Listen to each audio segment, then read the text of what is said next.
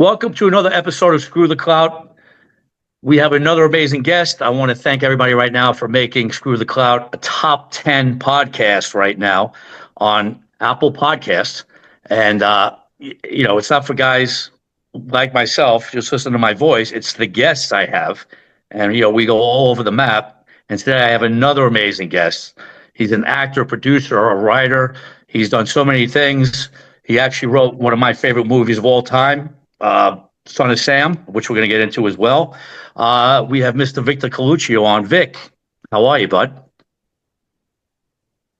Good. You drinking a little wine? Nice, nice. So, Actually, grape juice with the little water. you remind me of Dean Martin right now. Everybody drinks something sometimes. Well, there you go. There you go. So, Vic, I was trying to think about how before we get into everything, just we know each other since I think 1999, if you could believe that. Is that crazy? Yeah. I think we partied like it was 1999. We did party like it was 1999. And so was it Saga on 39th and Lex. Oh yeah, John Gallagher's place. Yeah, That was where things would get a little crazy after midnight. Things at Saga. Yeah.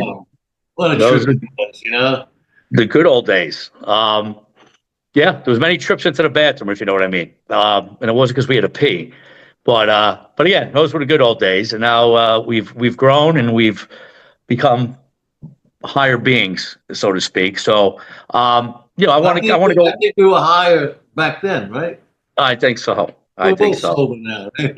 I think so. I think we talked a lot faster too. But what I want to do, bud, is I want to, before we get into all certain things, what are you guys? You're in Manhattan still, right? Yeah. And where are you now? I am a Jersey boy now. I am actually living in Jersey. The kids were getting bigger. The house was getting smaller where I was, and we had to go more suburban than I was. So, yeah, I'm out in Jersey. It's great. I don't regret it. And I'm further away, obviously, to the city, but again, the city, I'm not there as much as I used to be anyway. So, I could do everything like this nowadays. Manhattan's not what it used to be. No, it's not. Affordable.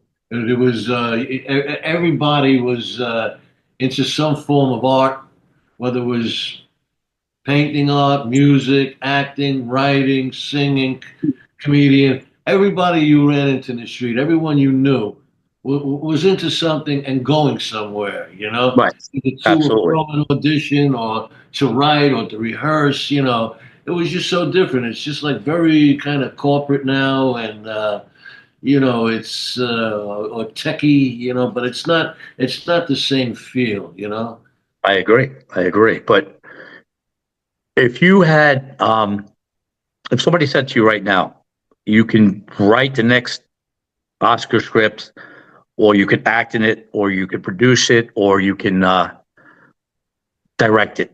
If you had the opportunity to do one thing right now, what's your passion out of all four? Oh, definitely writing, definitely. Right. I don't have to leave my house, and I'm kind of like set in my ways, and Right. even today, last night, I had anxiety, hoping that I can fall asleep on time and wake up on time to do the podcast. And when I get cast in something, I got cast last week.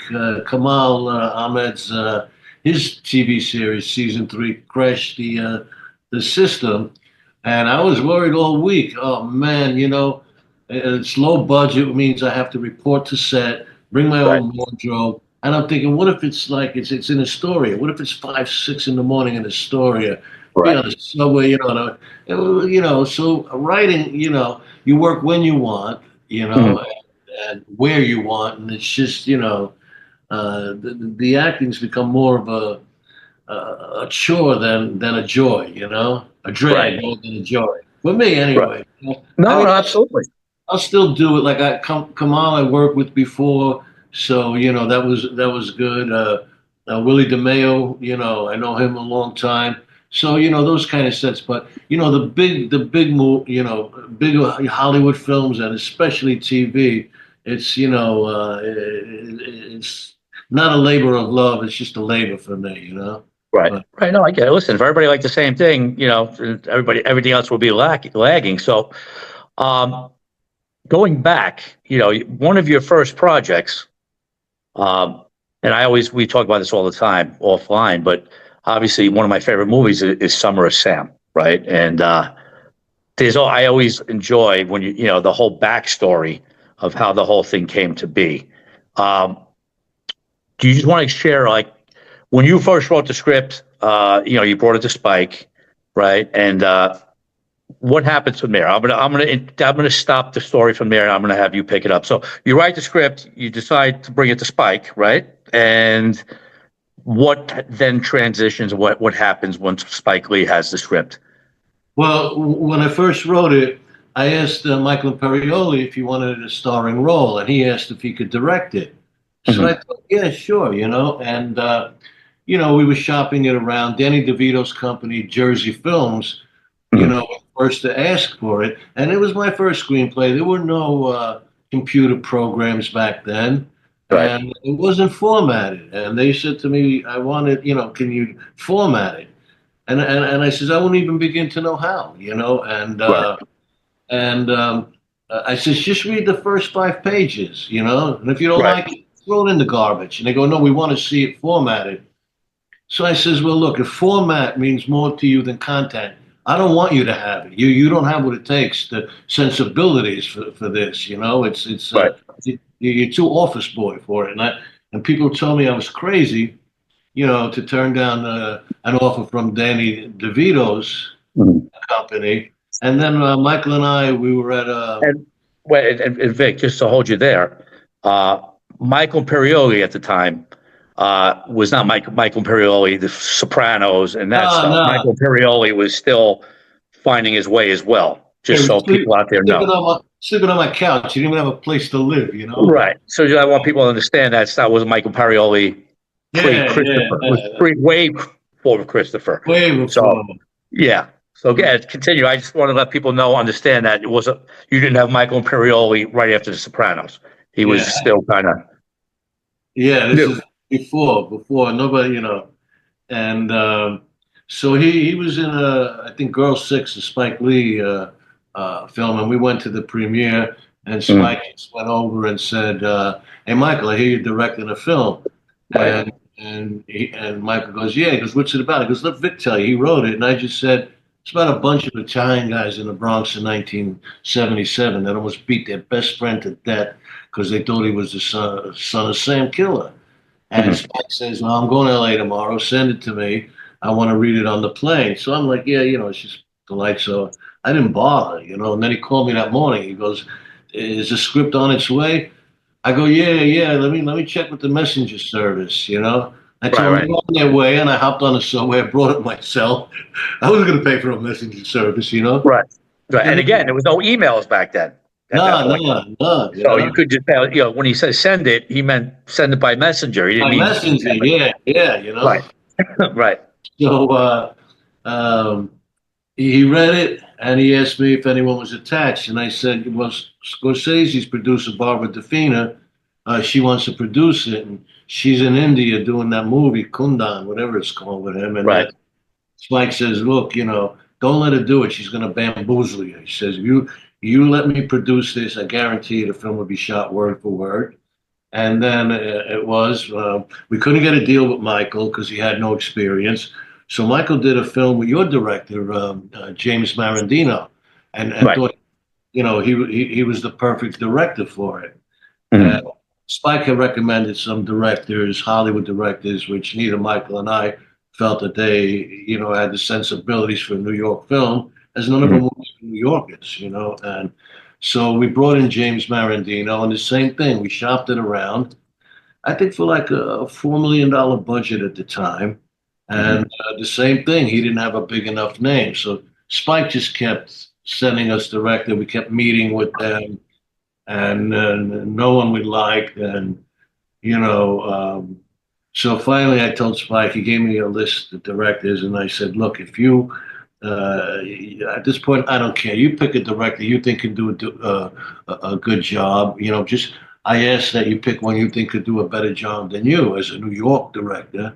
I said, if not, why don't you direct it? And he kind of laughed. He said, well, based my whole career and image on promoting black films, black artists, directors. I can't do a white film. I said, well, first off, it's Italian film. And second off, if anyone says anything, just tell them you're doing the white thing, And he laughed. Right, right, right. Then I read in page 6 a few days later that he was going to direct it. I was surprised. I didn't even. Well, again, so stopping you right there. So, he tells you, Spike Lee says, "I'm not going to direct it because it's not a black film." Yeah. And then all of a sudden, you read in page 6, he is. So Well, at that point, this was after a year and a half of him being on board, giving us notes, right? taking us to studios, Mhm. introducing us to directors. And I guess he knew at that point, Michael and I, we were artistes, and this was our baby, and Right. we'd rather wait for the perfect prom date, Right. and he was worried we'd wind up going to the prom alone. So, he wound up directing it. And But what I'm saying, so you found out not because he told you, because you read it in page 6, right? yeah, I didn't even have a contract signed with him. So you call him and like, Spike, what the fuck, or what happened? No. He called me. I said, yeah, I've been getting phone calls, and a lot of people telling me, oh, you can, sue Spike that he sold it without your permission. But when he first came on as a producer, he guaranteed me that he'd pay me more than he's ever paid any screenwriter. And we Mhm. shook hands on it. And to me, that was a contract. I agreed, and it was binding on both our ends. And we both lived up to our handshake, So, So, all right. So then he tells everybody. Obviously, it comes out page 6. Are you mentioned to page 6 at least, or no? Not at that point. I don't even remember. Okay. All right. So you find out. You're like, oh, you're surprised, you're excited, right? And so what then happens from there? Um, I had to tell all my friends that I promised a role that they ain't getting one. He took Right. over, the casting. That's Of what you course. do. But Right. I wasn't, excited or anything. It was kind of anticlimactic because, the first screenplay, and just when I got to the end and I wrote it and I was happy with it, that was the highest feeling I had in the whole process. The filming, the premiere, none of it, uh, matched just being able to write it. It's Right. you Well, know, again, there's not too many. Again, I happen to know a few, in our circles. There's not too many people who write their first screenplay and it gets picked up by, and directed or produced by Spike Lee, and obviously comes what it becomes. Um, and again, the film was widely successul. And it's a again, bigger, film now than it was back then. It was yes, ahead of the time. It was Michael Imperioli. After he wasn't going to direct, he became more involved in the writing, and he gave it like a kind of a woke element before it was woke. And right, so right, these days it had more meaning. One of the reviews said that, like, some of the reviews said masterpiece, other reviews said piece of shit. right. One reviewer said it was Spike Lee's poor excuse to make a porno movie. I mean, and again, how ridiculous is that? I mean, so Well, ridiculous. I mean, again, reviews are like assholes. Everybody has one. You know what I mean? yeah, Especially in the entertainment business. And again, you guys pulled together a great. I mean, you had Adrian Brody, right? Yeah, there was who else? Just remind me who else besides. I mean, I always remember Adrian Brody with the spiked hair. John Leguizamo, Jennifer John Esposito, Leguizamo, Jennifer Esposito. Ben Uh, Gazzara, Mike yeah, Starr, yeah, it was a great cast. It was a great yeah, cast. Mira Savino. Mira Sabino, right, right. So I even forgot about Mira Sabino. So, what was? So I'm going to ask you two questions about that because a lot of our listeners are obviously artists and in different positions. What was so everything happens. What's the biggest disappointment to what you thought it was going to be, and what's the biggest or the biggest surprise? Like you probably not since you did it for the first. This was your first screenplay, right? Your first rodeo. You Yeah. had to have like preconceived notions on how the whole thing was going to be. So, what was the biggest surprise that you thought would be a different way, and what was the biggest disappointment or happy? What was? There were no surprises, no disappointments. I've been in the business. I've been in enough films and TV shows to Mhm. when a director comes on, it's their vision. And, when I saw the final, cut, it was a Spike Lee film. And, he did Right, things I would have never thought of. The soundtrack was phenomenal, right, right. And that but was a big thing too back then because soundtracks meant a lot back then. It yeah, was another yeah, whole, yeah, now people, it's not as big as big a deal when you're making a film, the soundtrack, but yeah. that was a big deal still.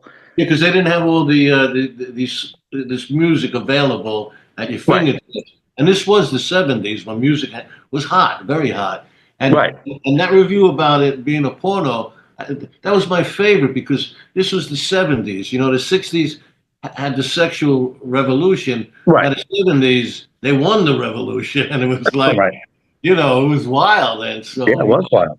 I captured it, and Yeah, but yeah. I'll tell you a funny story. The original cast was Leonardo DiCaprio and Benicio del Toro, and Oh, but wow. DiCaprio made all these demands. They were going to pay, an extra, I think, $30 million for him and security and hotels, but he wanted script approval, and Spike would not give it to him. And that's probably when I just started hanging out with him in '99 too. Uh, That's funny. oh That's yeah, funny. yeah, Yeah, that's where I was doing my thing with him. But you yeah, know what? '99. Yeah, everything worked out, I think, the way it's supposed to. I him in that role now. Again, I mean, listen, it's like, hi, you have Leo, that's great, but I'm just saying, everybody was great in that movie. Everybody, I can't see anybody other than the people that were cast. So when that happens, they did a good job. Well, Michael, felt strongly that there might be a backlash from the Italian community that John Leguizamo, was playing this Italian. I had wanted Bobby Cannavale to play the part.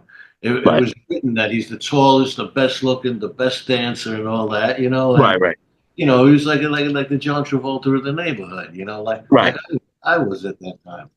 But right, right, right. Spike was directing John's Broadway show and just turned to him, and thought, yeah, I could see women going for him. And his acting job was great. And, Yeah, middle America didn't know the difference, right. Hispanic, Italian, it's one of them guys. That's all we were. But he asked me if I would take Adrian Brody in my car up to the Bronx to the neighborhood to see if I think that, he had the right feel for the part. And at that time, I was driving a '55 pink and black Pontiac. It was cool. So we went up there, a few pizza shops, hung out. And on the way back, he told me, he says, look, could you put in a good word for me? He says, I really need this part. He got cut out of Thin Red Line, got cut out of a couple of And movies. now again, if I could cut you up for hold you for 1 second, everybody who's listening, this is Adrian Brody before Adrian Brody. Again, Yeah, this is Adrian yeah. Brody. This was everybody we're talking about. Adrian Brody, Michael Perioli. These are all at this point, they're all just up and coming. You know what I mean? So, when people thinking, Adrian Brody, they're like, Oscar winning Adrian Brody. No, this was a Just guy starting still out. Yeah. struggling, looking to get ahead. I mean, So, he was, pleading with me, and I says, look, don't worry, I already made up my mind, to right. give you a recommendation. He goes, really? I go, yeah, I think you're going to be a bigger actor than Al Pacino and Robert De Niro. He goes, really? Why do you say that? I said, because your nose is bigger than theirs. That's fucking great. And That's fucking amazing. he That's laughed. awesome. Yeah, yeah, That's a great story. That's a great story. So, yeah. again, like I said, I wanted to start with that because obviously, that's iconic to me because again, that's right around we kind of met right after that movie was done, not long after. And you also, again, done tremendous things as a writer, but also you had some great parts, acting roles. I mean, you were, you were in Denzel's film, Yeah, yeah. which again, you were great. You played a cop.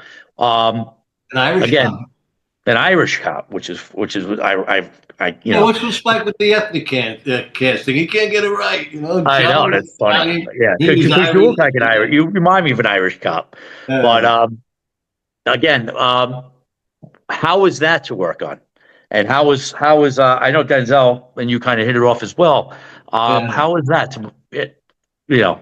And Well, again, for everybody listening, what movie are we talking about? Inside Man, Yeah, exactly. Just Christopher why? Yeah, Plummer, Jodie exactly. Foster, Denzel. Yeah, Um, yeah. There's two funny stories in that. One, I played a racist cop, right. and, Irish, a racist Irish cop. I had said something, the wrong word for the Hispanic community, and Denzel's character told me, "I appreciate if you tone down the racial euphemism, Sergeant."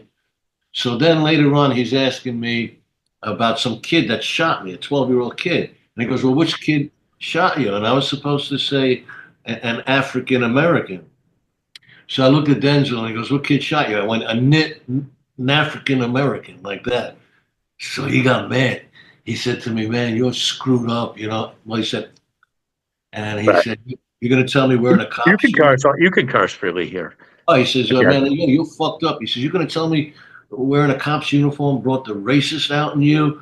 And I go, "No, no, man. I worked on these lines, last night to see how I can further his racism." He goes, right, "Well, why didn't you do it in the rehearsals?" And I said, "Well, Spike said to save it for a tape because I ran it by Spike, of course. And then he tells me, "Man, you got me." He says, "I never improved in a movie until I started working with Spike because Spike gives you free reign. right, right, right, He right. loves that. He loves that.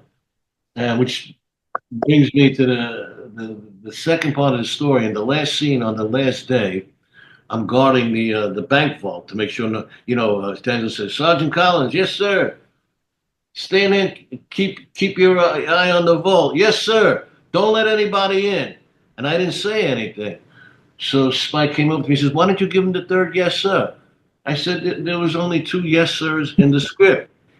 He goes, "You barely came close to the script for the whole shoot. Now on the last day, you're worried about the That's script." great. He says, "Give me that gun. I'm going to shoot you." That's great. But that's great. No, listen. Like I said, and again, it just shows that obviously talent means a lot in this business, but as does relationships even more. And it's always good to network and continue to build relationships because again, that probably stemmed from obviously the film you wrote. So right. So I mean, you Yeah, yeah. again. I mean, I'm not saying you didn't earn it because you totally did, but I'm saying, if it's between you and maybe somebody else, Spike's going to say, well, let's go with Vic. You know what I mean? Because A he's lot of familiar with your work. yeah, a lot of my work's been that way. I worked twice for Woody Allen, Bullets Over Mhm. Broadway, and Celebrity. I worked. I'm trying to think. Twice for Scorsese. Yeah, Uh, absolutely. Kamal twice. And Dick Wolf. I had a good rapport with him. He gave me like 4 Law and Order episodes plus Sure. the other two, and then he cast me as a regular in New York Undercover as Slick Rick. And Yeah. Yeah. so it's for me the best way to network is do your job, take it serious. Take it serious, right? Yeah. Don't be a pain in the neck on the set. Um, I always kind of model myself. I mentioned Dean Martin. After him, not about the acting or anything, but his professionalism. Mhm. Everyone said he was easy to work with, easygoing, never Yeah. complained, Right. always cooperative on time. And when he was working with Marilyn Monroe, she had a reputation for not showing up late, showing up stoned. She Mhm. did that movie with Clark Gable out in the desert, and he wound up getting a heart attack from being Yeah. out in the desert. So same thing with Dean Martin. And, so they actually fired Marilyn Monroe from that film. Uh, and this was months before she died. And when they told Dean Martin she's fired, he says, "Well, if you're going to fire her, I quit." And Right. he didn't want to work, and they said, she kept you waiting, and he didn't care about waiting in the desert. He brought his golf clubs with him, and it was just so I always liked that story, Yeah. and I think that has a lot to do, with developing relationships. Marlon Brando from the beginning, day one, was a very difficult actor to work with. Everyone will tell you that. And now, when actors first start out, they think that the way to become a good actor is to be difficult, and Yeah. temperamental and artistic, and Right. Yeah. it's no fun, No, no. And again, you go in there with that quote unquote attitude and in that, that mindset, if you're really not anybody of any ilk and you bring nothing to the table as far as, distribution, you're going to have a very quick career, no matter how talented you are. That's just, especially now. especially now. How was I to work with on Networker and Yeah, I mean, again, we had some films we worked on together. Wow, we 2012 we worked on Long Shot Louie, and you were phenomenal. Long Shot Louie, again, if you're not familiar out there, is about a stripper that's kind of gone out of control. And it was funny because back then, just to show you again how ahead of we were, when I was trying to push the script, everybody was like, male stripper, I don't know if that's going to work. And then obviously Magic Mike comes out a couple years later. But I mean, you did a phenomenal job. You were a pleasure, total professional. And then we did the Networker, like in 2014, which again, our dear friend John Gallagher had directed. And as you remember, Vic, he got pretty fucked up in a fire, and he basically said, begged me to hold off the film so he could direct it. And I said, you know what? I said, if you get better, you get yourself better, I will do that. If you make sure you rehab and do everything you got to do, I'll give you to a certain time. Which again, I would have totally pushed it out, but I did that to kind of get him going. And until the day he died, he always thanked me for that because that kind of gave him like the carrot. You know what I mean? It gave him the rehab was for the burns and physical. Right when he almost died in the fire.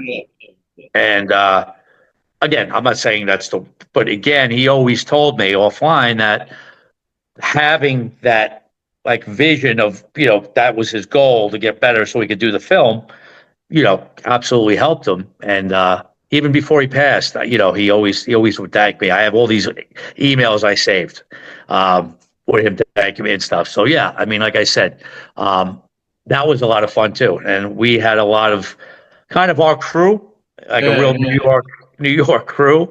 Like the Joey D'Onofrio's. Again, I mean, yeah, we have Stephen Baldwin, Sean Young, Alicia Reiner, Forsythe. William Forsythe. William Forsythe. There's so many. I'm not even saying that because I can't remember. It was just so many people. But again, you were phenomenal in that as well. I mean, true professional. Again, always brought it. Never had to worry about Vic showing up, not knowing his lines. When a script is written truthfully, it makes the acting a lot easier. Basically, you have to say the lines. But every time I think of that movie, Long Shot Louie, I shudder because my scenes were shot on the same day when Johnny Bianco was beating his wife or his son with the belt. And man, it was so intense, so realistic, Yeah. He was so believable and disgustingly scary in that part, And then you know what, Vic? Again, we might have talked about this again offline. That now is out on every platform. So it finally got its due because, like I said, back then it was still in the world of either getting a theatrical release and going to Blockbuster, or nobody saw it. So this was pre all these platforms. So it's doing pretty well. I mean, it's not on fire, but it's doing pretty well on all the platforms now. 10 years later, actually more, probably about 12 years later. But yes. So again, that was the first time I got to work with you professionally. But like I said, we've done a lot together. Even as 6 months ago, we were at a charity event. Oh I yeah, got to yeah, see you. So again, every time I see you, it's really, it brings back always good feelings because, you know, we were still at the point where we were still having good times back then. You know what I mean? I don't have any like relatives in New York. My daughter and grandkids live in Italy, Mm, and so when I go to these things like that charity event or a film set, and you see people that you know all these years, it's like a family reunion in a it way. is. Know? It And I is. personally think that people in our business, they like actors, writers, we're like a nationality, Right. That everything that goes along with being Italian or Hispanic, the same thing with us. We live in a world of all our own, and it's Absolutely. you know, Absolutely. people, they have their opinions of what it's like to be an actor, and they only know that from the celebrities that they see, Right. Right. But they don't know which, I always call myself a blue collar actor, and Right. they don't see like the behind the scenes and how close knit we are, Yeah. even though we're all jealous of each other and hate each other. Yeah. No, like I said, right. It's Yeah, it, it's one of the greatest businesses and most fun to do. But it's also, like I said, a lot of actors are their own worst enemy because nobody likes to see somebody else get ahead a lot of times. And, instead of being happy for someone, they tend to yeah, be jealous and why is that not me? And it's a shame because, again, I think if you're happy for everyone, right? yeah, It's good karma. You know what I mean? Because, we have a lot of people that we're not going to mention that just are not good guys and just talk yeah, yeah. nonsense and whatever. But listen, live and let live. And what are you doing now these days, Vic? Are you working on any? Are you writing? What are you doing? I have two screenplays that I wrote during COVID, but the business has changed. When I sold Summer Well, of you Sam. have to format now. You actually have to format your Well, I scripts. do. I have the writing program and all that. I think Yeah. John Gallagher actually formatted Summer of Sam for me, but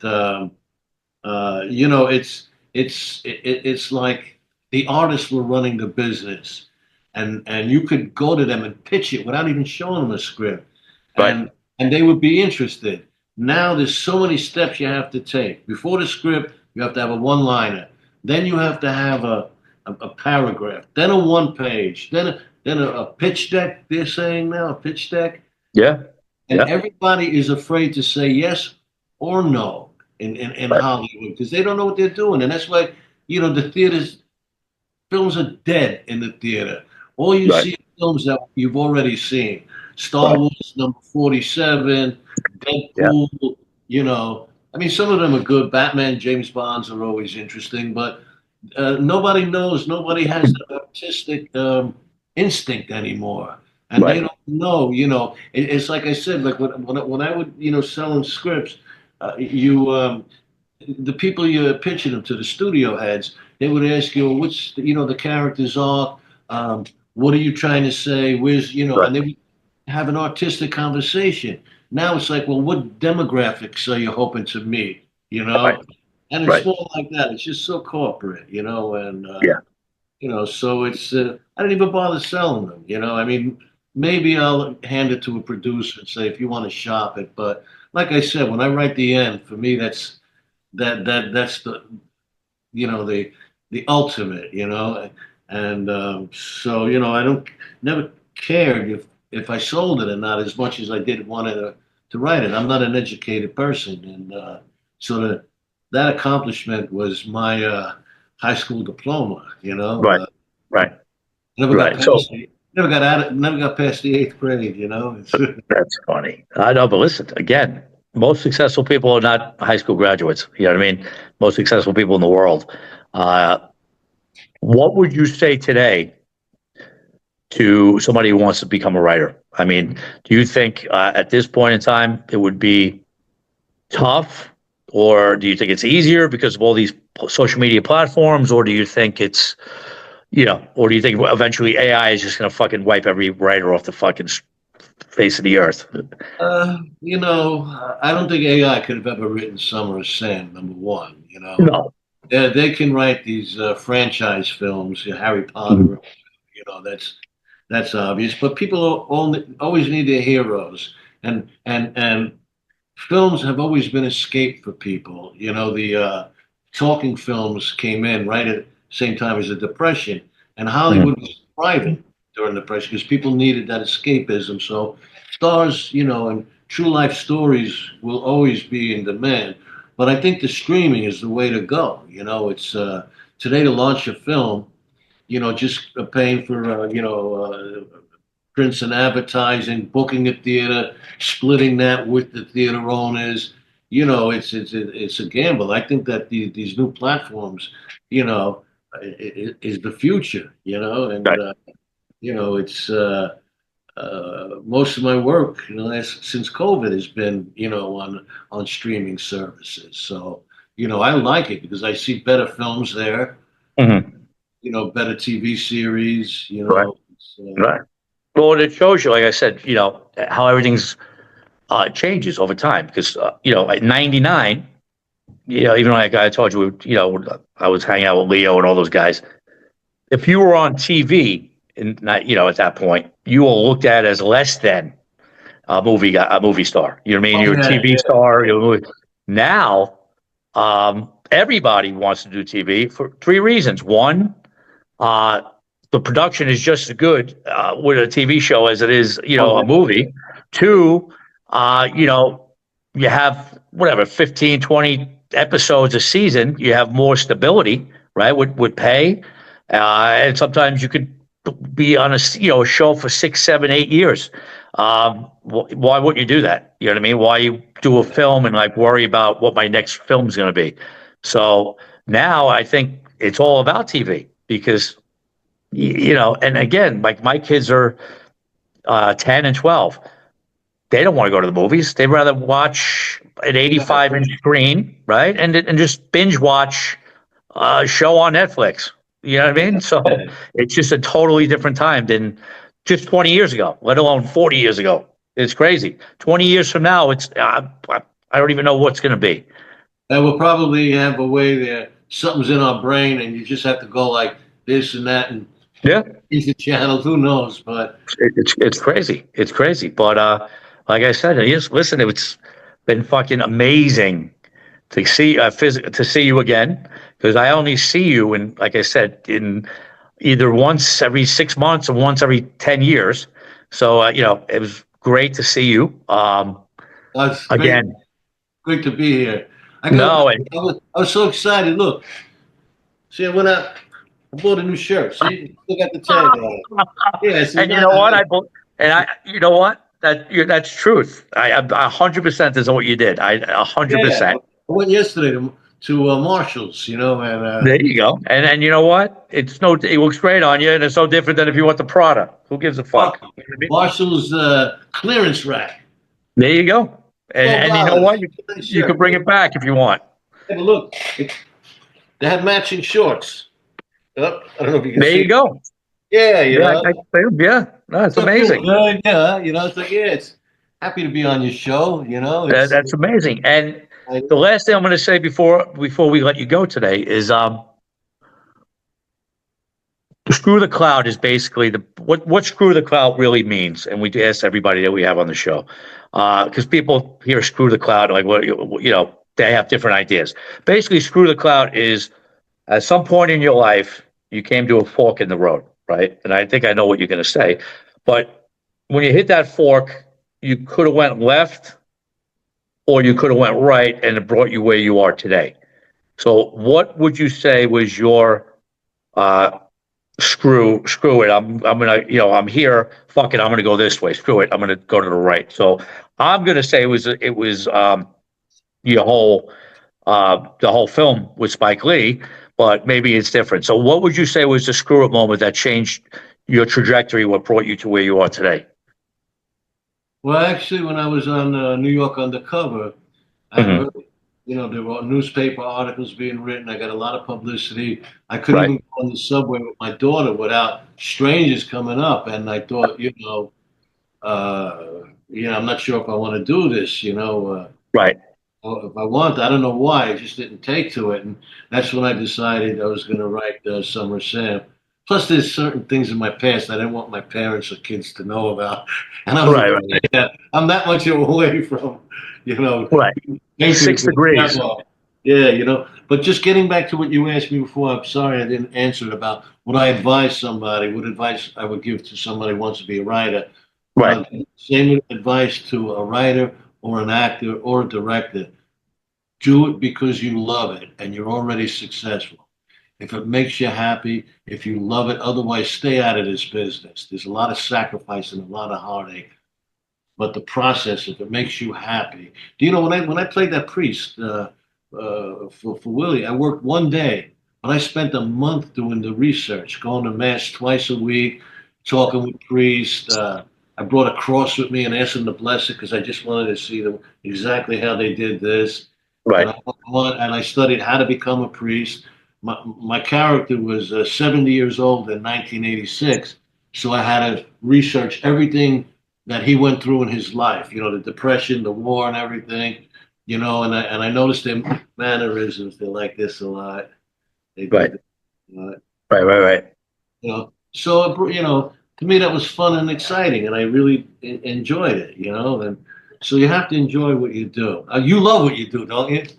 I absolutely, because like I said, it's a little, sometimes it gets a little challenging. And again, the main thing I don't like is I think that the creatives tend to get fucked a lot. Oh yeah. And again, if I could redo anything, um, and I could just press a reset button, I think I would have focused a little more on starting up a distribution company because the distributors are so fucking crooked. And I think it's the Wild West still to this day. And what happens is, and I'll just leave with this, you get a kid who'll do a good film, put all his heart and soul, raise money, do it, and then he'll get with a mid-range company. Well, I'm not saying them, I'll just use them. Um, no, I won't even mention names, but you get with a mid-range company, you're like, wow, such and such, is a distribute my film. They take the film on. The kid's only had what he had to make the film, right? So these companies, Gravitas, well, the one, will take the film. They'll fucking upcharge everything, to PR it, upload it, all these different things. And then the movie will do well. And then you get a check. You think, you're going to see, whatever, $50,000, and you get a check for like three. And you're like, well, Yeah. wait a minute. And then they send you a list that you can't prove or disprove. That, well, we spent this on PR, we spent this on Yeah. mark, Yeah. Yeah. and there's no way to police it. You know what I Took mean? my So, secretary to Vegas for a week. That right. comes out. Yeah. You don't know. And there's no way to police it. And I'm not saying I'm not I have no I but nothing but love for Gravitas, and I've never worked with them. I'm just using them as a hypothetical. But what I'm saying is that's one part of this business that always bothered me because and they get 20% of the income of the movie. So they're your 20% of your partner just for saying, yeah, we'll distribute it for you. So that's the only thing I don't like. Um, but other than that, I love the process. I Yeah. love the casting part of it. I love seeing lines that I created come out of somebody's mouth and to see their take. I love everything other than the post part of the process. And I'm sure most people listening and yourself can kind of agree with what I'm saying. Yeah, 100%. Are You you know? still working with James Marandino on the new season? Yes. Yeah. Yeah, James and I are kind of attached at the hip with Great Kills. And you know what? I wouldn't change it. I think James has the yeah. knack for that type of project. Would I Oh, do a romantic comedy with him? No, but James is super talented. And he's one of my favorite directors to work with. my daughter and I, you met her. She was also on your show.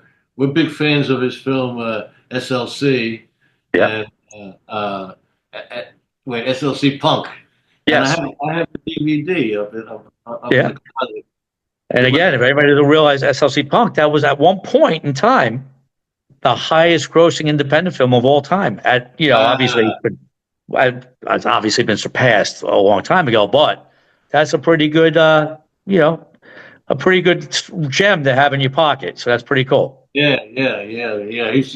He's easy to deal with too. I think he lives near me. He's on the Upper West Side now, right? Yeah, definitely. And again, I'll probably be speaking to him within the next 24 hours. So I'm going to tell him we spoke, and he was on this too. He was on one of the first episodes of this. And like I said, anytime you have something to talk about or promote, please, give me a shout. And we're going to be doing some stuff together in the future.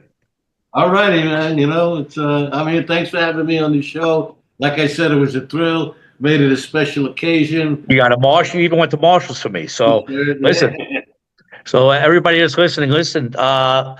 Once again, we want to thank Victor Colicchio for coming on.